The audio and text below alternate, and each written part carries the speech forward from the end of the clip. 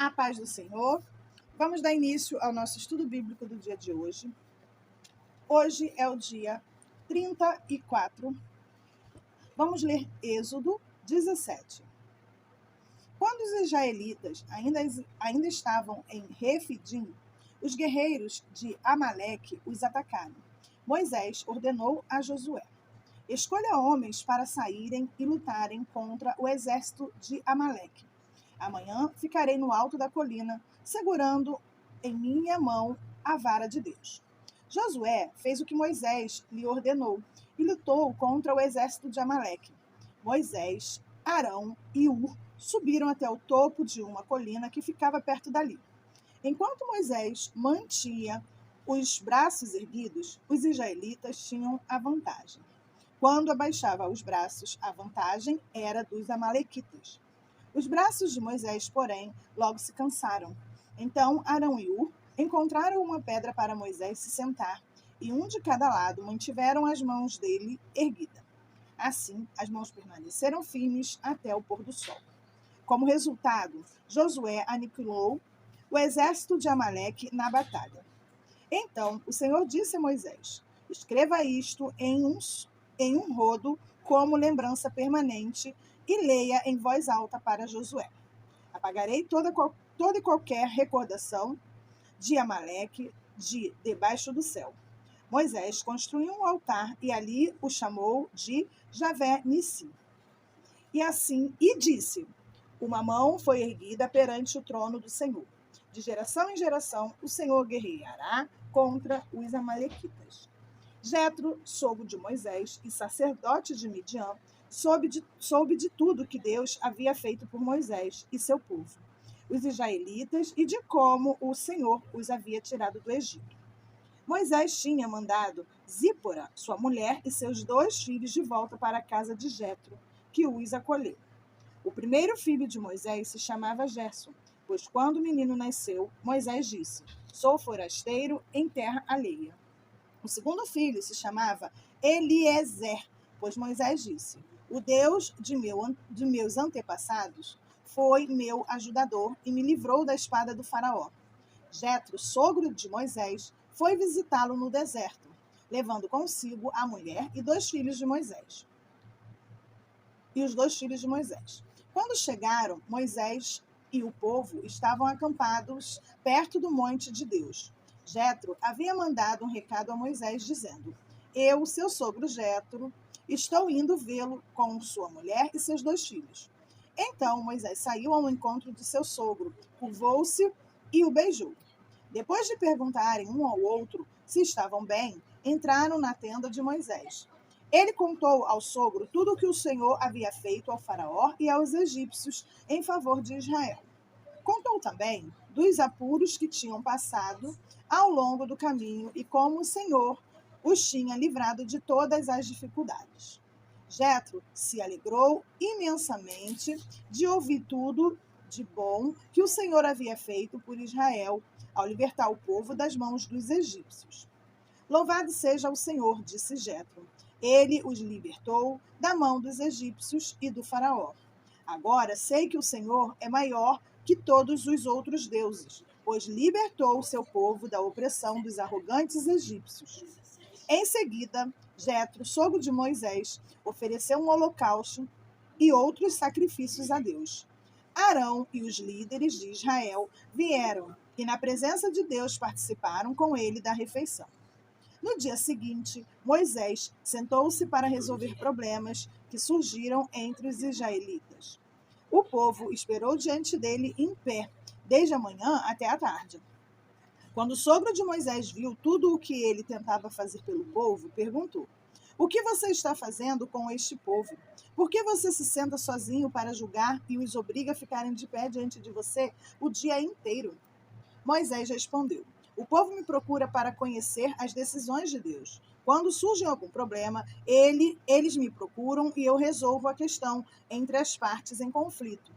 Informo o povo sobre os decretos de Deus e transmito suas instruções.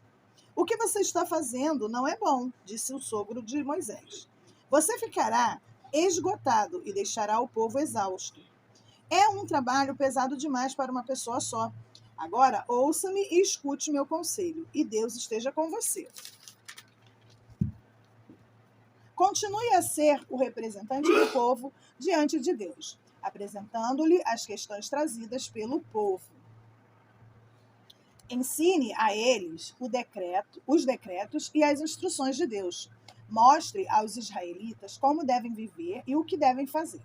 No entanto, escolha dentre todo o povo homens capazes e honestos, que temam a Deus e odeiem suborno. Nomeie-os líderes de grupos de 1.000, de 100, 50 e 10 pessoas. Eles deverão estar sempre disponíveis para resolver os problemas cotidianos do povo e só lhe trarão os casos mais difíceis.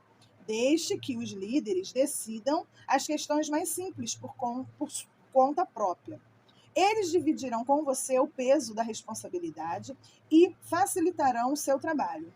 Se você seguir esse conselho, e se Deus assim lhe ordenar, poderá suportar as pressões e todo este povo voltará para casa em paz.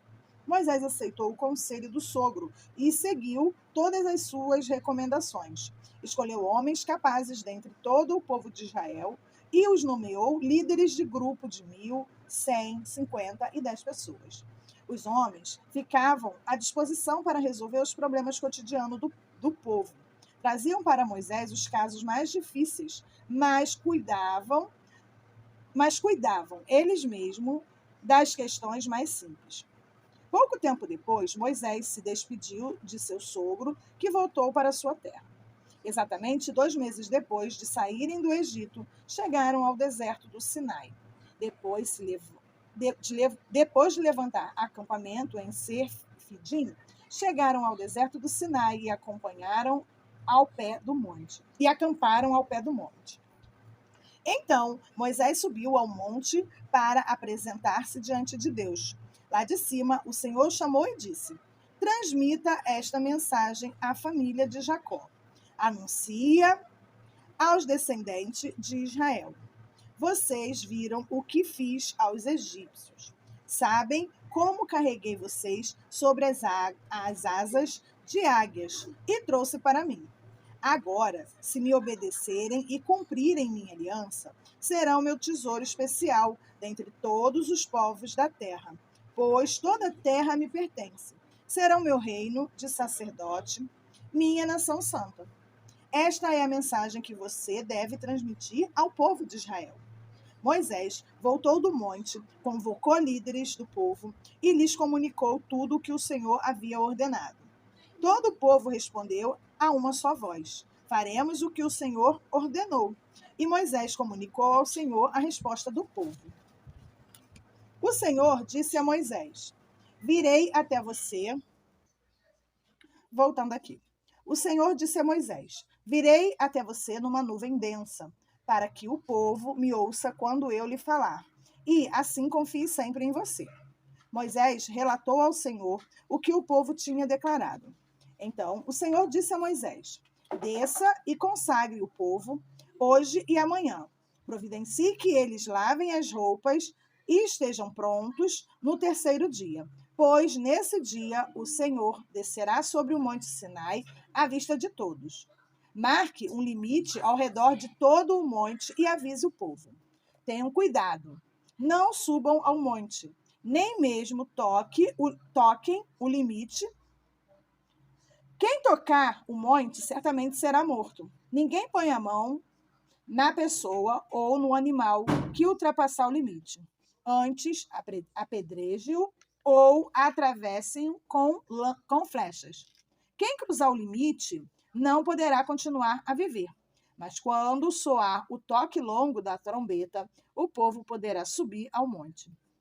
Moisés desceu do monte e foi até onde o povo estava. Ele os consagrou, providenciou que lavassem suas roupas e lhes disse: preparem-se para o 3º dia e, até lá, não tenham relações sexuais. Amém. Vamos ler Mateus 22. Sabendo os fariseus que Jesus tinha calado os saduceus com essa resposta, reuniram-se novamente para interrogá-lo. Um deles, especialista na lei, tentou apanhá-lo tentou apanhá-lo numa armadilha com a seguinte pergunta: Mestre, qual é o mandamento mais importante da lei de Moisés? Jesus respondeu: Ame o Senhor, seu Deus, de todo o seu coração, de toda a sua alma e de toda a sua mente. Este é o primeiro e o maior mandamento. O segundo é igualmente importante. Ame o seu próximo como a si mesmo. Toda a lei e todas as exigências dos profetas se baseiam nestes dois mandamentos. Então, rodeado pelos fariseus, Jesus lhe fez a seguinte pergunta: O que vocês pensam do Cristo? De quem ele é filho? Eles responderam: É filho de Davi. Jesus perguntou: Então, por que Davi, falando por meio do Espírito, chama o Cristo de meu Senhor?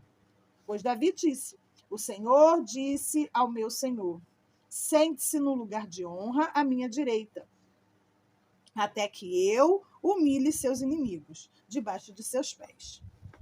Portanto, se Davi chamou Cristo de meu Senhor, como ele pode ser filho de Davi? Ninguém conseguiu responder e, depois disso, não se atreveram a lhe fazer mais perguntas. Então Jesus disse às multidões e a seus discípulos: Os mestres da lei e os fariseus ocuparam o lugar de intérpretes oficiais da lei de Moisés. Portanto, pratiquem tudo o que eles dizem e obedeçam-lhes, mas não sigam seu exemplo, pois eles não fazem o que ensinam.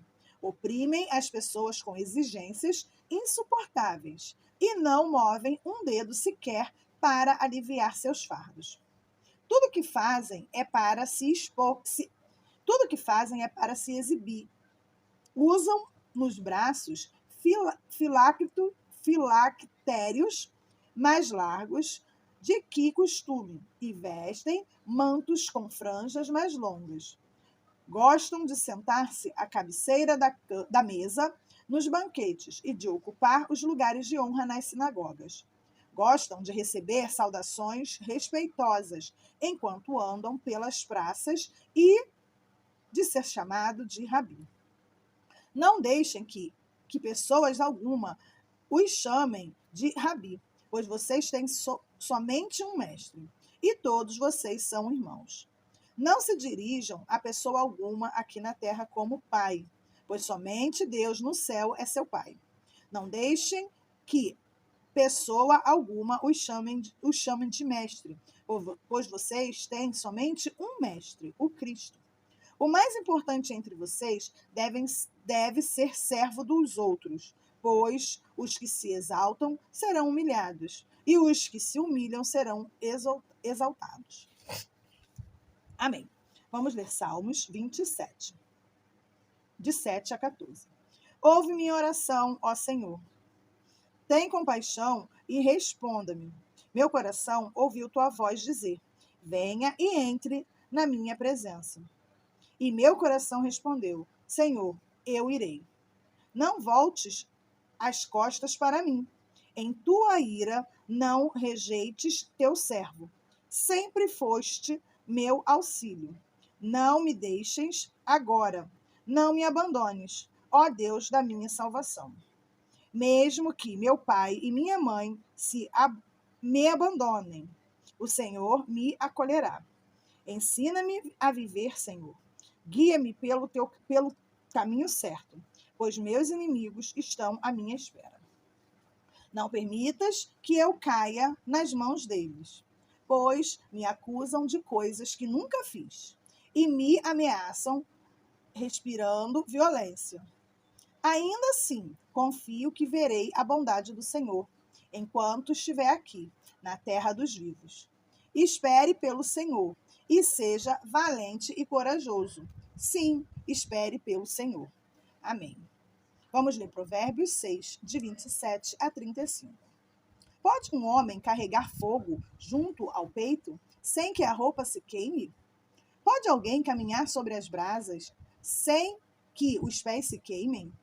Assim acontece com quem dorme com a mulher do outro. Aquele que a toca não ficará sem castigo. Pode-se encontrar desculpa para o ladrão que rouba porque está com fome? Ainda assim, se for apanhado, terá que pagar 7 vezes o que roubou, mesmo que precise vender tudo que há em sua casa. Mas o homem que comete adultério não tem juízo, pois destrói a si mesmo. Será ferido e desonrado, e sua vergonha jamais se apagará, porque o marido ciumento ficará furioso e não terá misericórdia quando se vingar.